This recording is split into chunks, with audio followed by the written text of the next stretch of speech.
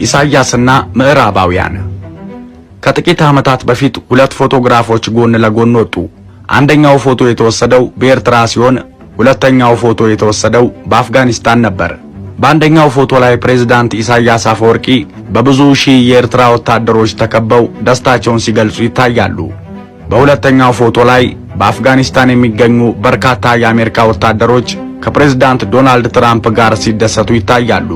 ታዲያ የሁለቱም ደስታ ለየቅል ነው። ኤርትራውያኑ ወታደሮች ኢሳያስን የከበቡት መሳሪያቸውን ሳያስቀምጡ ነው። የአሜሪካ ወታደሮች ግን ትጥቃቸውን አስቀምጠው ነው ከፕሬዝዳንታቸው ጋር ፎቶ የተነሱት። የዓለም አንደኛ ዲሞክራት ሀገር ነኝ የምትለው የአሜሪካ መሪ ወታደሮቹን ከመሳሪያዎቻቸው ጋር ለማስጠጋት አላመነም። በግልባጩ ደግሞ ምዕራባውያን ዲክታተር አፋኝ እያሉ የሚከሱት ኢሳያስ አፈወርቂ ከወታደሮቹ ጋር ይተማመናል። ስለዚህ ጠመንጃውን ቢይዙም አያስፈሩትም። የምዕራቡ ዓለም በሽታ የተጋባባቸው ቀውሶች ኢሳያስ ሕዝቡን በጠመንጃ ኃይል አፍኖ ነው የሚገዛው ይላሉ። ኤርትራንም ትንሿ ሰሜን ኮሪያ ይሏታል። ፎቶው ላይ ግን እንደዛ አልነበረም።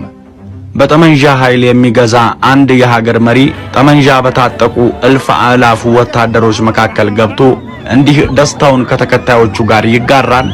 ወታደር እንደዚህ ይታመናል? በአፍሪካ ምድርስ ይህን ማን አድርጎት ያውቃል? ከዚህ በፊት እንደዚህ አይነት ድፍረት የተመላበት ተግባር ሲያሳዩን የነበሩት አፍሪካዊ መሪዎች ኔልሰን ማንዴላና ሙአመር ጋዳፊ ብቻ ነበሩ። በዘመናችን ካሉት የአፍሪካ መሪዎች እንዲህ አይነት ድፍረት ያለው የኤርትራው ፕሬዝዳንት ኢሳያስ አፈወርቂ ብቻ ነው።